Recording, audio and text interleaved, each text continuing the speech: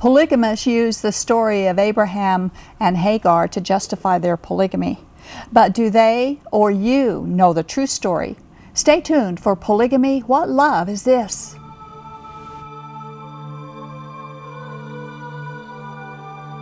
She was born into polygamy. Her family followed the teachings of Joseph Smith. All of them, including plural marriage, especially plural marriage. Like many young girls, she had been promised to a man who was her father's age.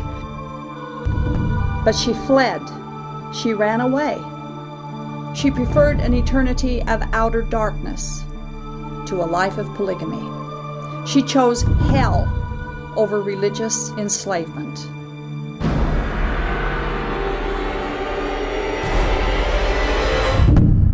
That girl was me. After I fled, I thought I was free, but I realized I wasn't free. I was lost, alone, desolate. No home, no hope, no life.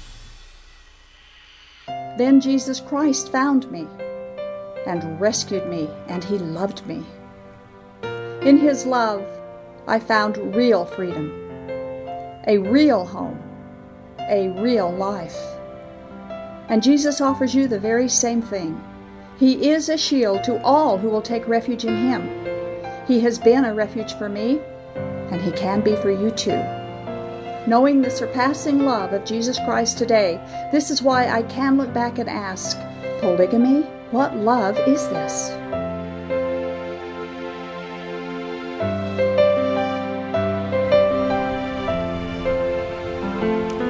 Welcome to Polygamy, What Love Is This? I'm your host, Doris Hanson, and it's Thursday night, and we're here again to bring biblical truths and information about polygamy to our polygamous viewers. And tonight, for the very first time on television, we are going to show our latest DVD, which was produced by Scott Johnson and by the Main Street Church in Brigham City on behalf of our ministry as Shield and Refuge. Our ministry was organized specifically to bring biblical truths to polygamists and to offer physical as well as spiritual help to those who want to escape from their polygamous lifestyle. This DVD will introduce the next phase of our ministry as we continue to move forward in our outreach to those who have been hurt and abused and downtrodden and even forgotten behind the prison bars of polygamy. You may be amazed and shocked at some of what you hear tonight, and perhaps will give you even a better idea of why we do what we do. The DVD is about 37 minutes long, and afterwards we'll be back for a short but very interesting interview of a very special guest. So sit back and watch our latest DVD, A Home for Hagar.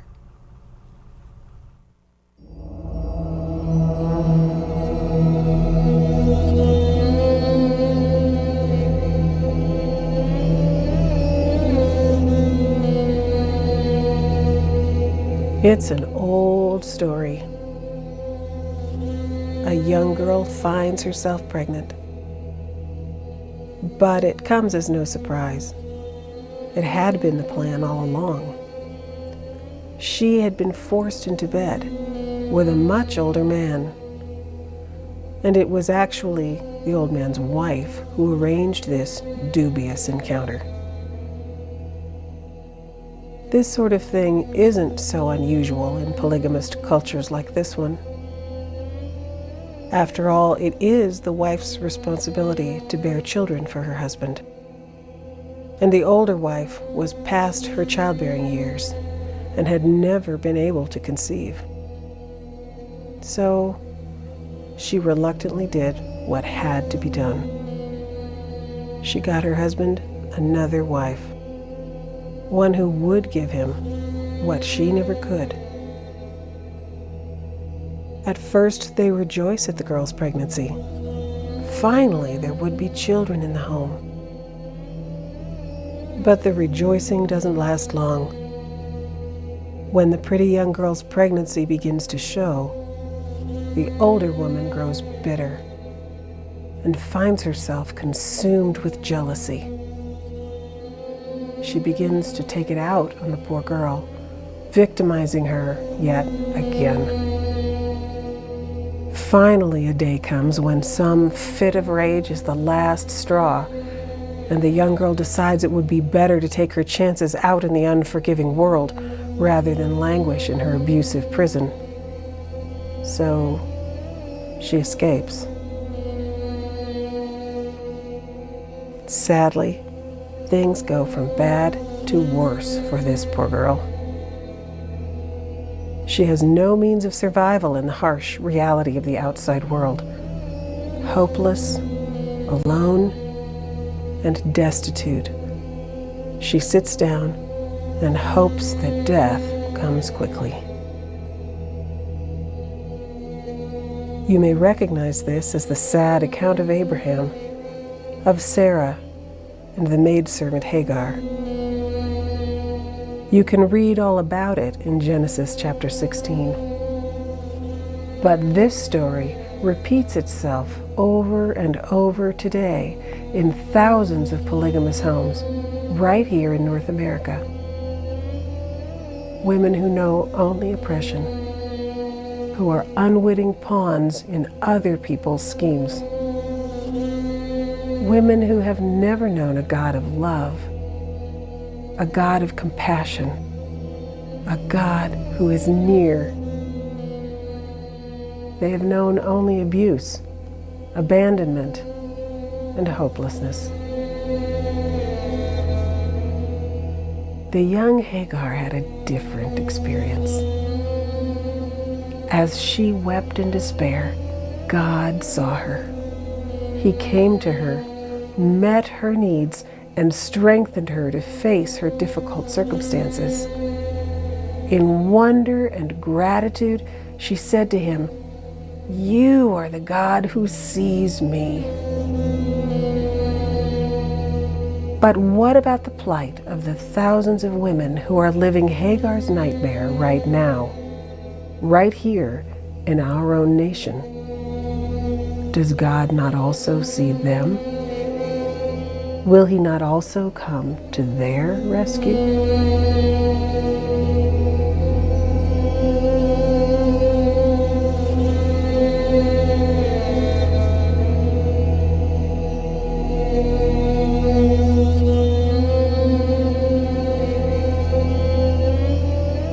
I prayed every day, "Dear God, help me get out." I just pleaded with God. I wanted to die. I didn't want to do this. Every day I would wake up just feeling like I don't want to do this. We were always afraid. There's a lot of fear growing up in polygamy. You just want safety.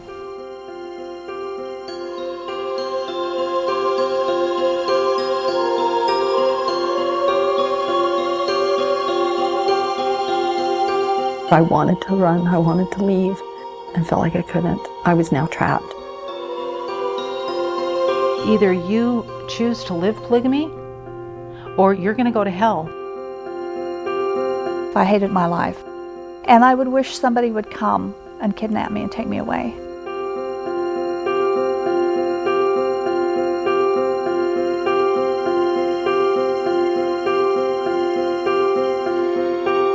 I had no idea what polygamy was actually going to be like. Even if leaving means going to hell, I'm already there.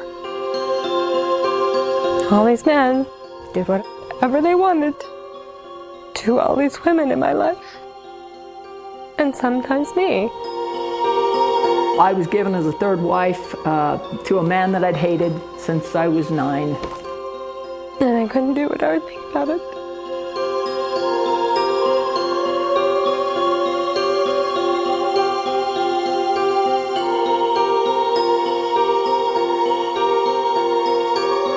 I was born here, in the land of the free, a slave in a polygamous cult, and my story is not unique.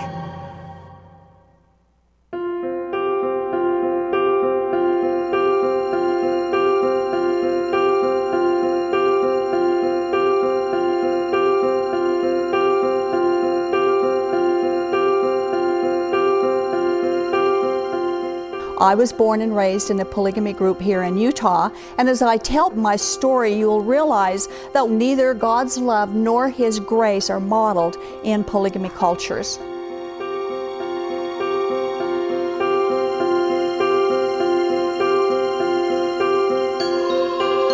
I was the 6th out of 7 wives to my husband. The night of my wedding was the saddest day of my life.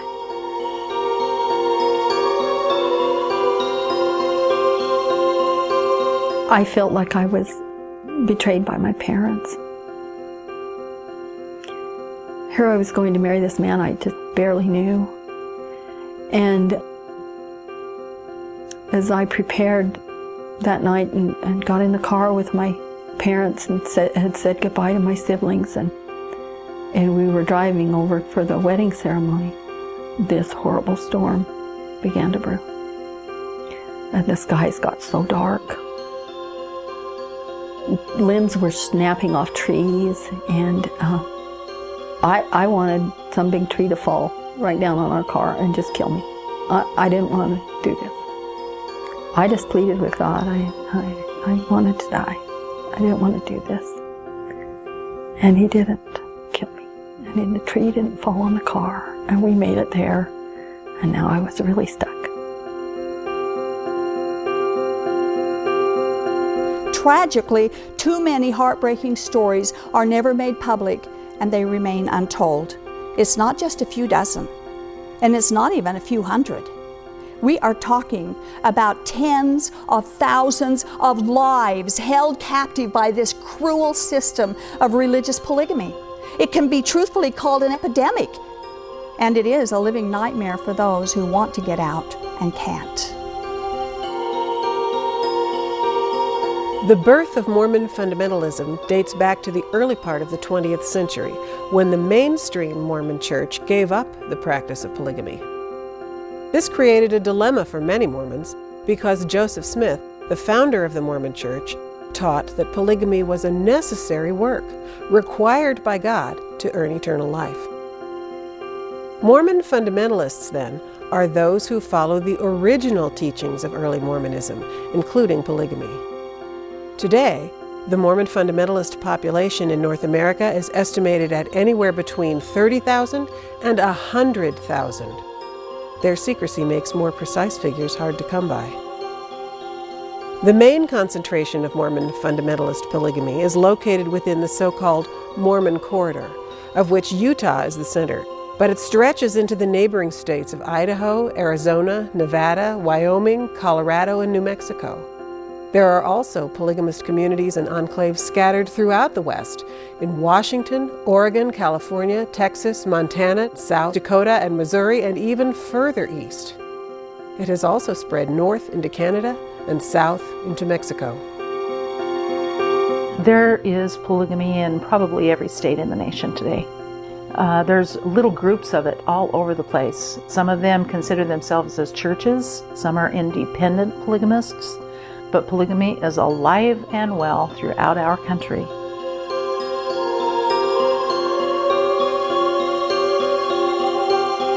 Mormon polygamy is extremely prevalent in this country.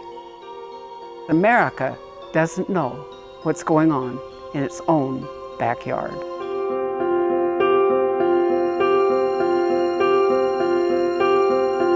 In recent years, polygamy has gained more visibility in the press and on certain reality TV shows. But what is shown is a whitewashed, sanitized version of polygamy. It's often presented as a perfectly acceptable lifestyle choice willfully entered into by free-thinking, consenting adults. And so you end up seeing on TV women who put on their plastic smiles and tell you how wonderful polygamy is. But they don't tell you the real story.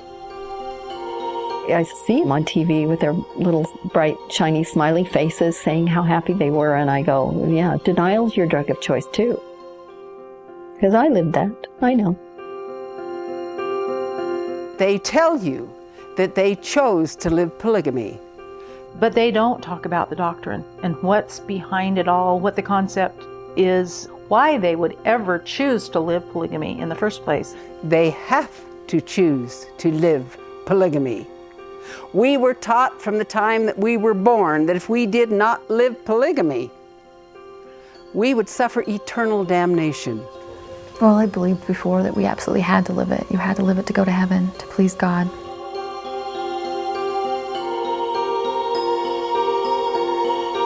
I, like other polygamous children, did not have a choice in marriage.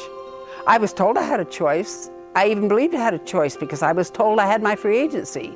I had my free agency to do what I was told or suffer the consequences. That's not a choice.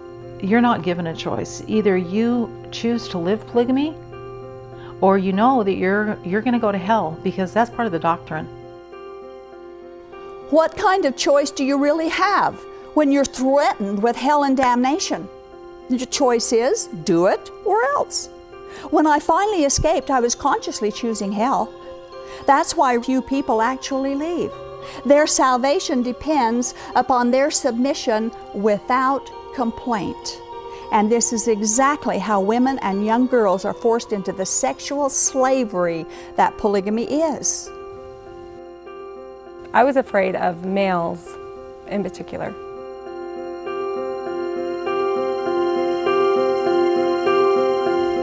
Men viewed women as possessions, that they could do anything they wanted to. The males that came into the home were very oppressive. They did whatever they wanted to the children and the women in the home.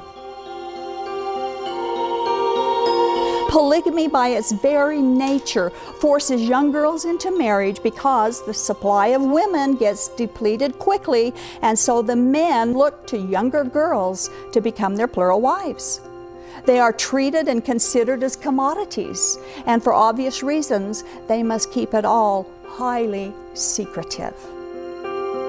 When I was a kid, they were telling everybody, we will never have child brides. We are the better ones. We're the good polygamists. Don't paint us with the same brush. Guess what? There's always been child brides. And there has always been lying to the government and the press that there's going to be no child brides. Most of the girls in the polygamist group I was in got married when they were quite young. Some of them were 14, 15. I was 14 years old when our prophet, Joe LeBaron's younger brother, Verlin, started to court me. And I married him when I was just past my 15th birthday. I became his 6th wife. He was 38. People ask, so what is the law doing to protect against this sort of thing? Well, it's complicated. There's a double-mindedness about polygamy, especially here in Utah. On one hand, it's part of their proud pioneer heritage. And on the other hand, polygamy is embarrassing and they want to direct attention away from it. So the mainstream church and culture turns a blind eye to the modern polygamous groups, and in so doing, they turn a blind eye to the abuses.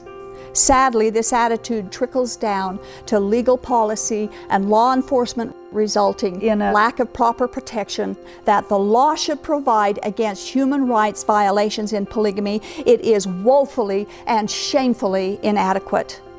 But it goes deeper than cultural heritage. In this brainwashed polygamy culture, many of the victims don't even realize they're victims. For them, there is no concept of human rights to violate. And so it doesn't even occur to them to testify against their abusers. And even for those who know they're being mistreated, fear of retribution keeps most of them silent about all these secrets. These people will not testify against each other or against the men who keep them in bondage because their salvation is at stake. Probably more than anything is the fear of what will happen to them if they do leave. It's been drilled into them all their lives that the outside world is wicked and evil, and that God will send them straight to hell if they leave their polygamy group. These fears are paralyzing, and they run deep, and they keep them bound to their abusers. If the public was educated about what really goes on in polygamy, they would realize that these women are literally in bondage. They're in bondage to their bloodthirsty and terrifying God that will destroy them if they don't submit. The God I knew was a lightning bolt that would strike me dead if I did the wrong thing. I was afraid of him. He had all the power, and I had none. He had all the say-so, and I had none. It was not a God I wanted to be near. It was not a God that really loved and cared about me. I felt like I didn't understand God at all. And in reality, I didn't care that I didn't understand him. I didn't like what I knew about God. God, in my mind, was a polygamist who had many wives in heaven. God hated me because I was a sinner. God hated me because I failed. God hated me because I questioned polygamy, and I would ask questions. And so as I grew older, my father took on more of an authoritative, punishing role, beating up on me. He was going to make sure I got into heaven. He had to kick me all the way there. And I remember thinking, I don't want to go there. If that's the way it works, I don't even want to be there. If staying in the group meant this kind of pain and this kind of God hating me, I can't please him, I can't please my mom, I can't please the group, I can't please anybody, might as well get out of here. If leaving means going to hell, I'm already there. I wanted to run, I wanted to leave. And by the time I really got the courage to leave, I found out I was pregnant and felt like I couldn't. I was now trapped. And the bondage of my motherhood was now going to keep me there. I had these fantasies about being on my own, about finding a husband to love me and to be there for me. But I never thought that it would become a reality. I felt like I had these evil, secret ideas of wanting a husband of my own. And I couldn't share that with anyone because then they'd know how evil I was. And I began to really hate my life. I hated home, I hated my parents. I hated the lifestyle, and I would dream, I would even daydream walking home from school, and I would wish somebody would come and kidnap me and take me away. I didn't want to be there, and that was my wish all while I was growing up, that somebody would take, and they never did. So when I got old enough, I ran. I made the decision about the time I was 16 that I was going to flee. I didn't know how, I didn't know when, but I did realize that I needed to wait until I was 18 years older. They would come and get me and take me back if I wasn't of legal age, and I know they would have. So I waited until I was 18, and then I made arrangements with someone, and she helped me get out of the group and run away and hide. I knew that I would leave. The opportunity presented itself to me all of a sudden. My dad was planning to leave to go visit Utah. And the thought just suddenly hit me. Oh my goodness, I can go with my dad. And of course I didn't know whether my older brothers and sisters who lived in Utah would be willing to let me come with 5 little kids and stay with them. But I was so desperate at this point. I had to have somewhere to go. And I felt like it was worth the risk. And so I convinced my dad to let the kids and me ride with him up to Utah, and just on a little vacation. And so I packed up my suitcases, and I was shaking, absolutely terrified. I didn't know what was going to happen. I went to my mother and I begged her to help me escape. And she said, "You're underage. If you run away, the police will bring you back. And when they bring you back to us, we'll have to give you back to your husband because you belong to him now." And she was so afraid of what they might do to me if I escaped and they got me, that she herself turned me in. And my husband took my little baby. My baby was just a few months old. I was breastfeeding her. And I physically tried to fight him to get my baby, and he told me, "If this baby gets hurt, remember, it's your fault." So I quit fighting him. And he said, "You know, I'm going to remind you what your mother said was true. If you run away, if you leave, the police will bring you back. And it will be worse than you could ever imagine." He took my baby and he gave her to an insane wife of his father-in-law. And it was weeks before I got her back. And those were the worst weeks of my life. And when I got her back, I was so terrified and traumatized that I was afraid to do anything.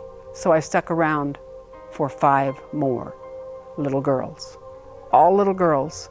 And with each one that was born, I hated myself because I brought another child into slavery. And I would hold my baby and cry and tell her, what kind of a mommy have you got?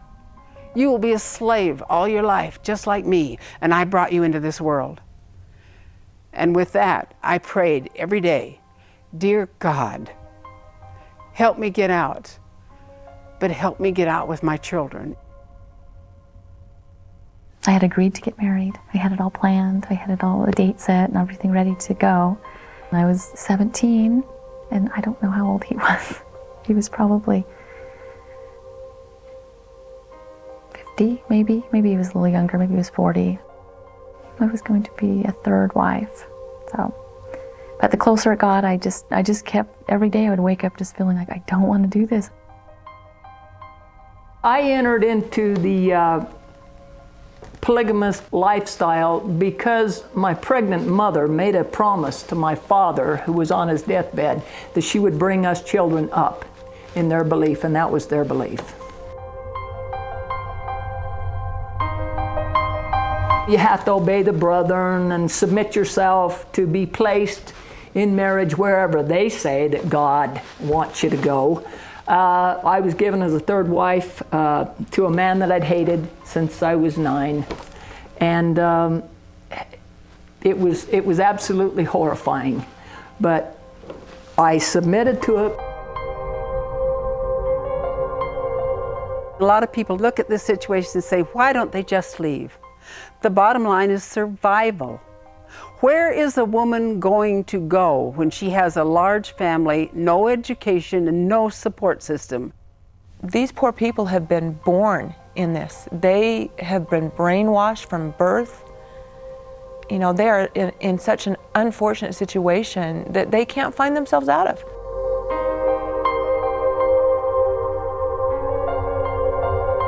And just like it was for me then, today most women in polygamy groups don't see any options available to them either.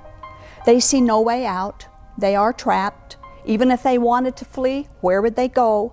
When these women leave, they often leave with nothing, not only in terms of possessions, but also in terms of their ability to survive in the outside world. They're not equipped to live on their own, especially women with children. I came out of polygamy as a 23, almost 24-year-old with 5 little children, a couple of suitcases with a few clothes in it, and absolutely nothing else. I had no high school education. I was very naive about how the world ran. It's not unusual for some of them to have no birth certificates. Others have never opened a personal bank account or balanced a checkbook or even knows what that means. Many escapees have only had 3rd or 4th grade education. It's kind of a culture shock for most who do leave. Imagine stepping off a boat from a distant country where you don't even know how the most basic parts of that society works. If it hadn't have been for the fact that I had older siblings that would take care of us, I would still be involved in that polygamous community today. I don't think I would have ever left. I would have had nowhere to go. They come to you in fear. They come to you in emptiness, no self-confidence, no ability to support themselves, no correct education, and no correct information about the world they're getting ready to face. I wasn't ready for the outside world. I had no idea that the world would chew me up and spit me out, and it did. And I had no protection, and I had no one to turn to. And the challenge before us is to have a safe place for refugees to go, and to get the word out that there is a safe place they can run to and be protected from their pursuers. I think there would be a lot of people who left polygamy if they knew that not only was there a place to go, but a plan to rehabilitate them for the future. I would have left a good 3-4 years before I did, if I would have known that there was somewhere to go. The needs of women fleeing polygamy are overwhelming. There are so few resources to meet their needs. Of course, they have immediate needs like anyone, food and clothing and shelter and safety. But if these women will ever be able to thrive in the outside world, they will need counseling, education, work skills, and life skills training, mentorship. Many will need legal help to keep their children from being returned back to their polygamous fathers or other abusers. But more than anything, they need to hear that God loves and cares for them. He will not terrorize them. And He doesn't hate them for leaving polygamy. He promises to walk with them along the way. And to know the truth about God is absolutely essential for complete healing. And that is our desire for them. They need somewhere to go where they know that they're going to be safe, where they know that their children are going to be fed, that they're going to have a roof over their heads.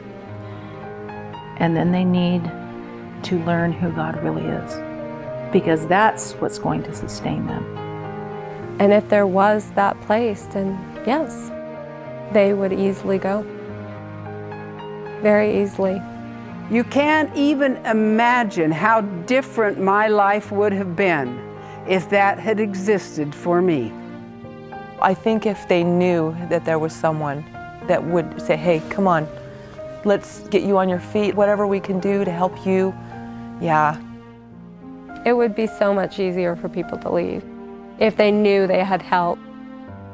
Without help, a lot of them will stay and they'll be lost. I can't say that I ever regretted leaving. It was a horrible life. I didn't know that it wasn't God's will. I thought I was running from my only chance for salvation. I thought I was running and leaving that. But God isn't hateful. I didn't know that. I wish I'd known that. I wish I'd known when I was growing up that God loved me. Learning of God's love was the most important thing that happened in my life. I have so many beautiful people that I love that are locked up in chains. I love them with every fiber of my being. My precious Carol and Edna and Anne Marie, and I just want them to know that I pray for them every single day, that the day will come, that they will be willing to look at the truth.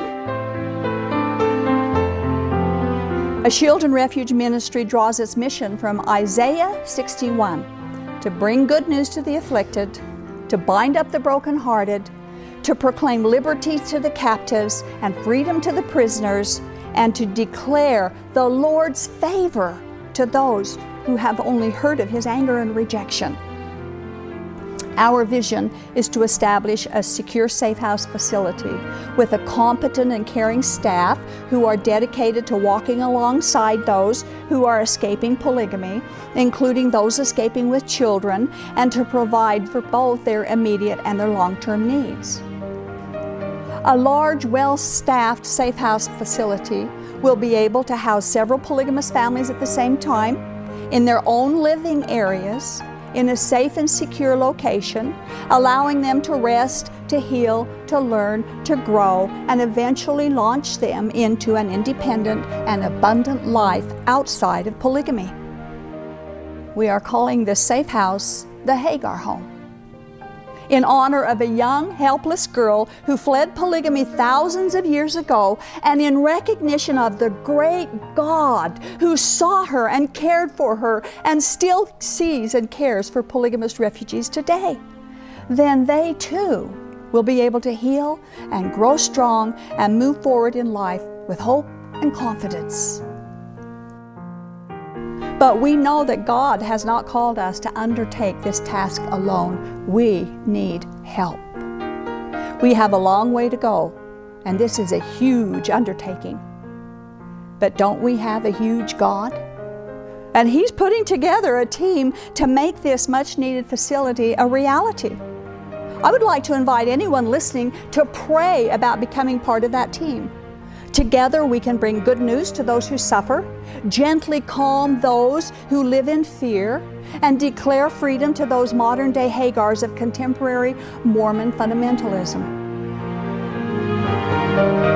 And you know, there's one more thing I'd like to say to anyone hearing this message who just might be one of those Hagars like I was.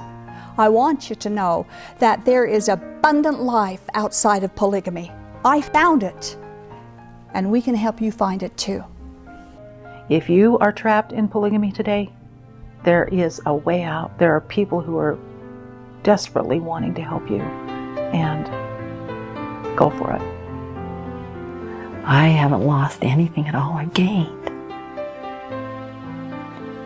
And if you just trust that, and there are people out there who would help you in the physical realm of meeting your physical needs and in spiritual ways to point you to Christ so that you can experience that joy and that peace and that comfort that's beyond understanding, that's only found in Jesus Christ, the Jesus Christ who died for you, paid your sin debt, who's your creator, the lover of your soul. He loves you. And all you need to do is come to Him and flee the abomination of polygamy.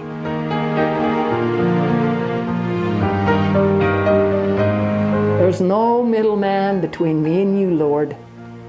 You did it. You bought me and you paid for me, and by God, you've got me. And I will spend the rest of my days to do everything I can that the prison doors will be opened, the chains will be cut off, and that the people will walk free out of the darkness and into the light and into the love of God. That's what motivates me every morning, my gratitude.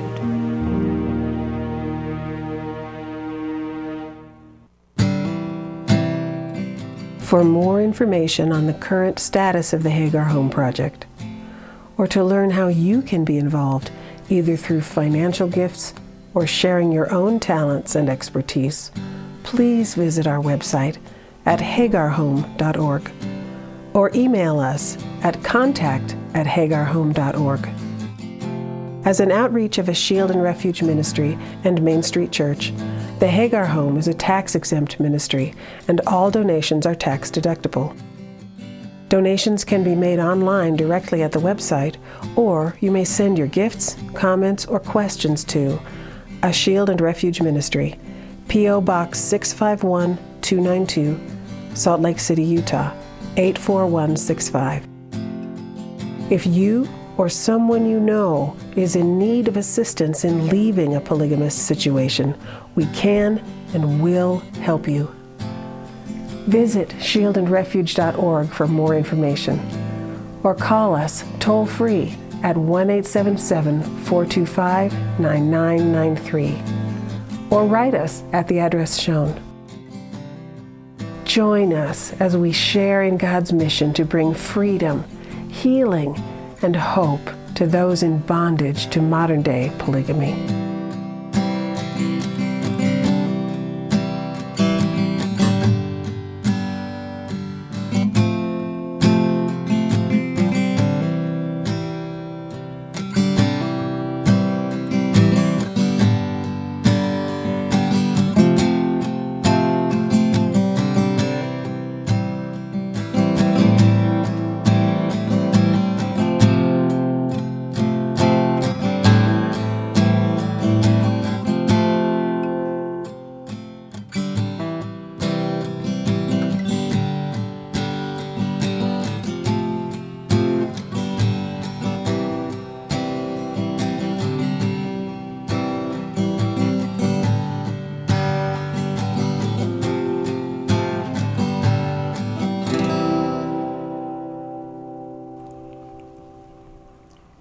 Thank you for watching A Home for Hagar. And of course, the stories that you have just heard are only a few of the hundreds and the hundreds of untold stories of lives that have been ruined and hurt because of polygamy. A Home for Hagar DVD that you've just seen is available for our viewers from our website, as it was shown on the credits, and they'll be back here on the screen. It is whatloveisthis.tv. You can go there to find information to get a DVD. You can also go to hagarhome.org for more information on acquiring a DVD, and also as we go further and forward on the Hagar Home project. And as we move forward with our plans to procure and make ready a safe house for those who escape polygamy, we are available to speak to your group or to your church or to your missions group or women's group and bring you more information about what we do and how we help, and how you can partner with us to bring the biblical gospel to this unreached people group, the polygamists who live Mormon polygamy.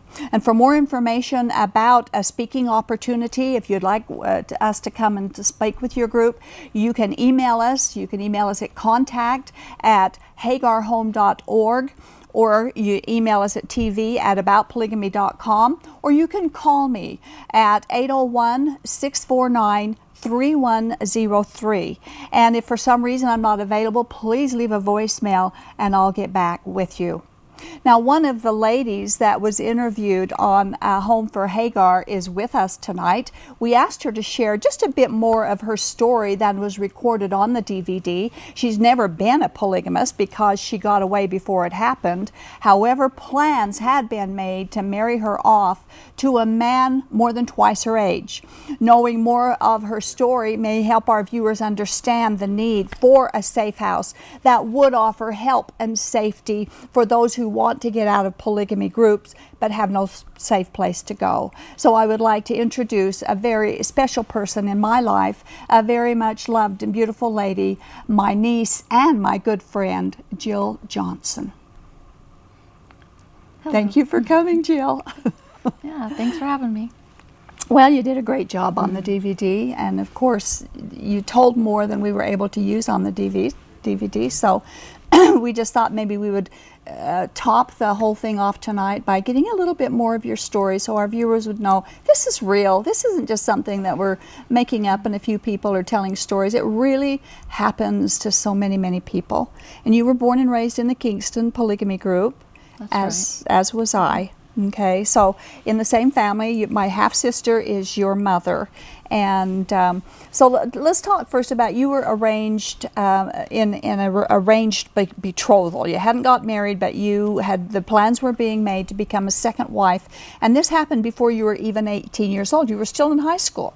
So tell us, what plans had been made, and were the arrangements, were they concrete? Were they just kind of working through it, or what happened? Yeah, they were pretty concrete. We had a date set and had a ring and a dress and bridesmaid dresses, and everything was pretty much ready to go.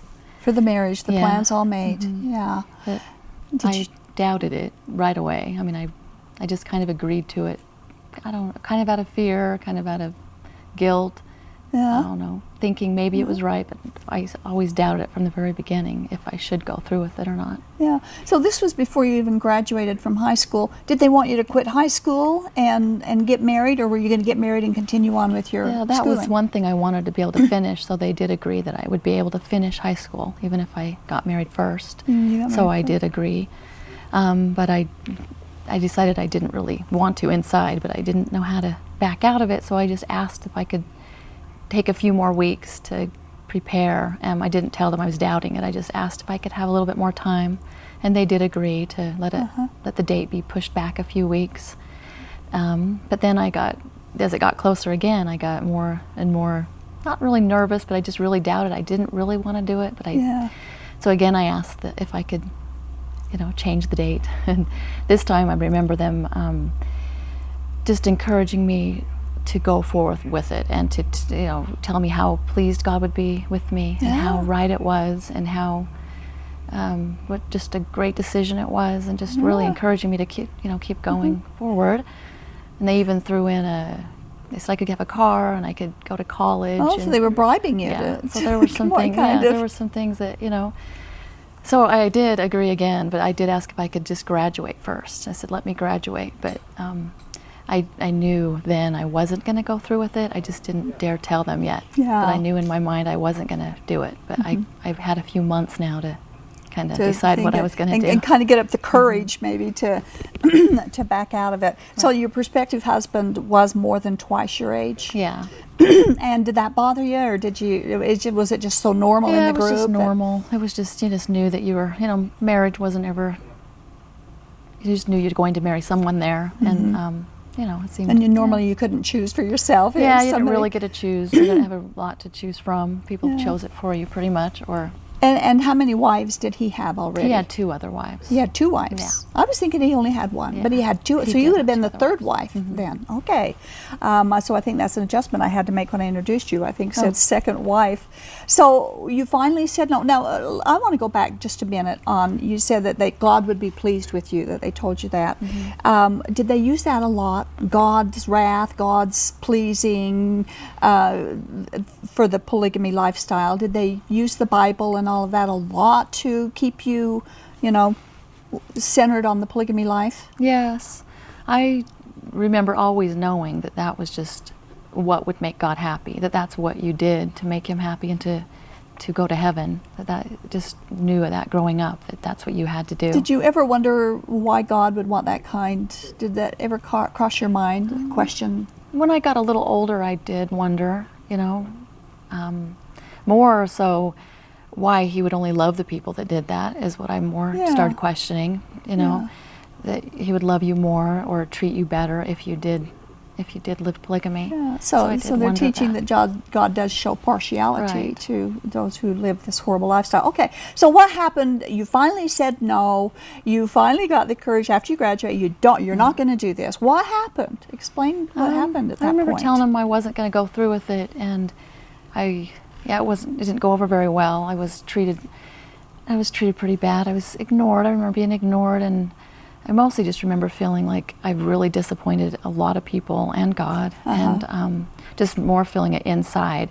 I was ignored though, so that hurt, you know, and felt like I just was really unloved, and I didn't know where to go with that or how to not act. only is there God conditional love, their love is also conditional based on whether or not you do that. Yeah, that's exactly what I felt like, was that I wasn't going to be loved anymore, and included in the activities, and we all know how that goes. So you were basically shunned, which is a big part of the entire Mormonism.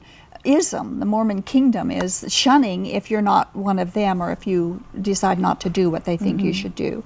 And that happened to you. Yeah.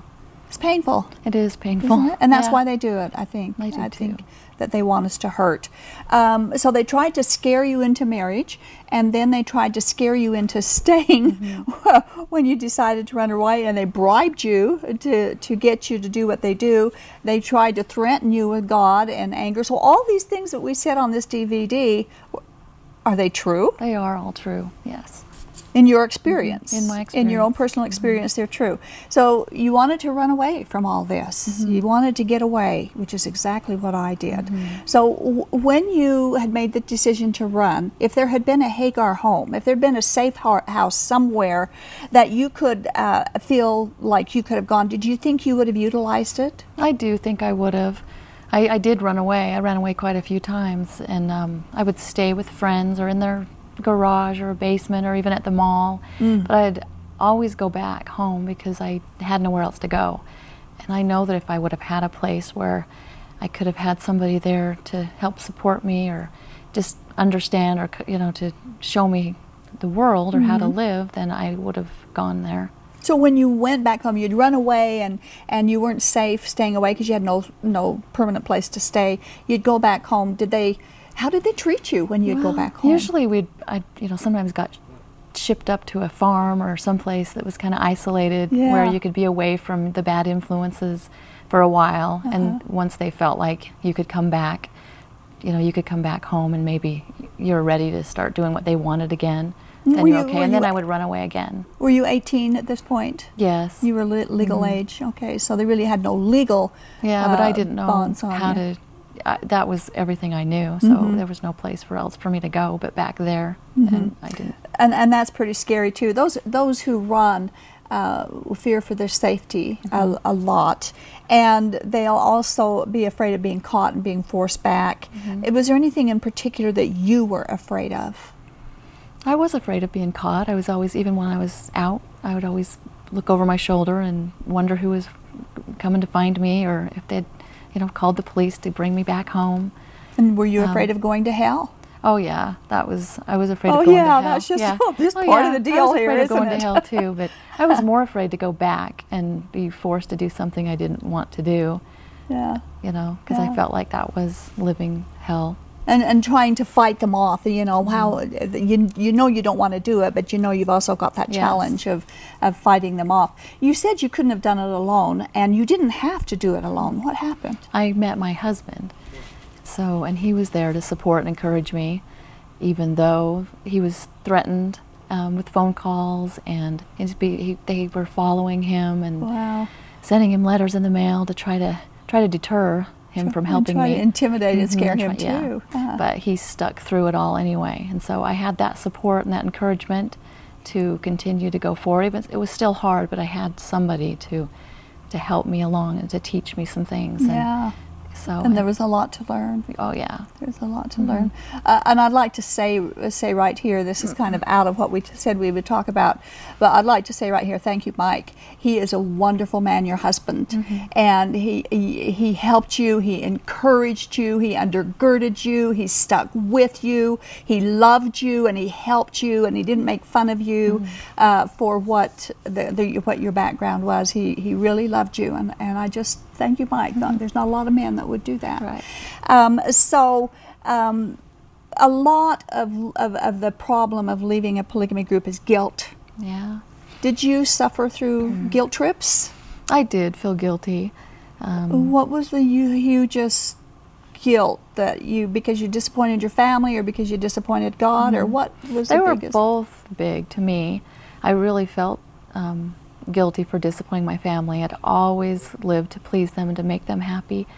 So I really felt bad for not doing what they wanted me to do. I felt, I felt unloved. So I felt like that's where I thought that's where love came from, by performing and doing things you'd be loved. So when you weren't, you felt like and I felt the same way about God.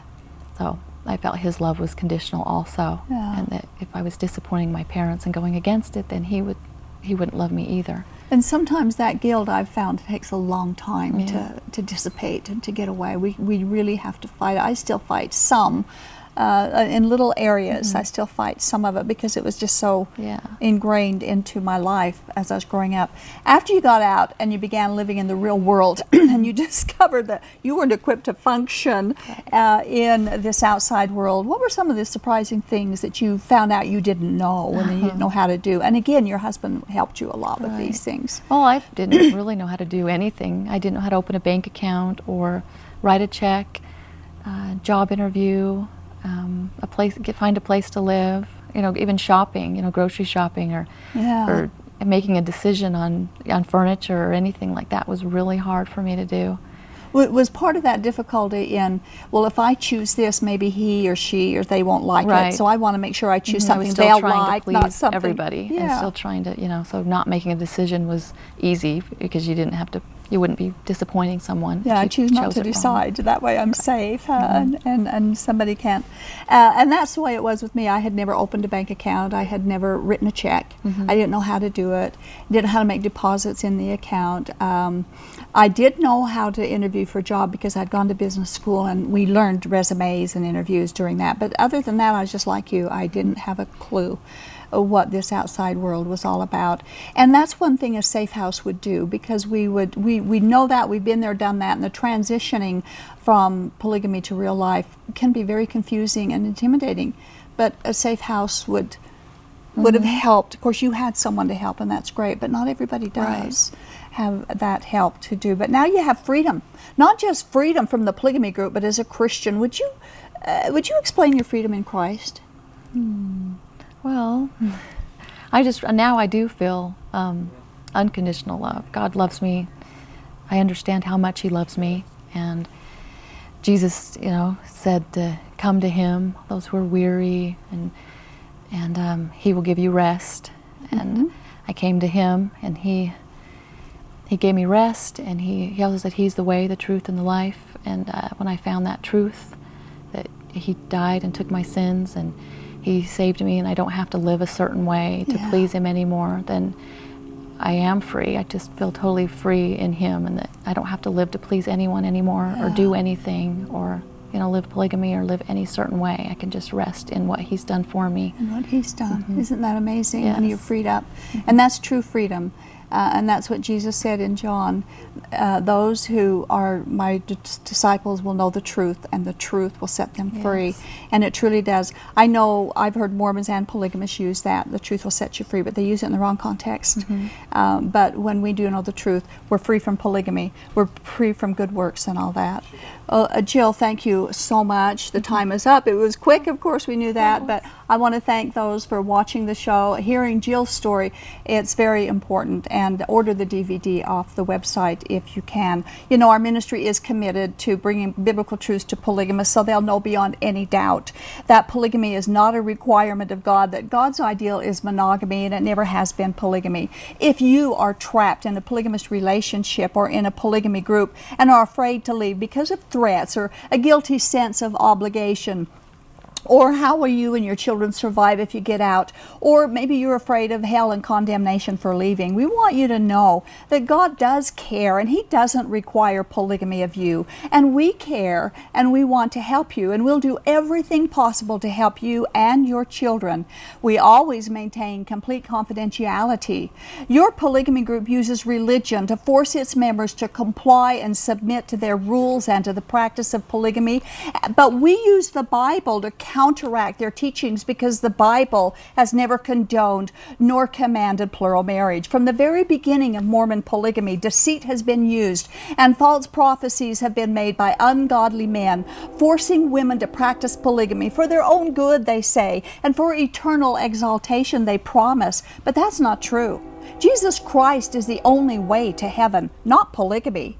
He died to pay for every single one of our sins. Polygamy doesn't pay for a single sin. Only the sacrifice of Jesus Christ can do that, and that's what we need in order to get to heaven. We urge you to seek out biblical truths instead of myths and fables and traditions, and cling to the truth about God. Polygamy creates jealousy and pain and grief and loneliness, but Jesus brings joy and comfort and rest for your souls. Thanks for watching, and good night.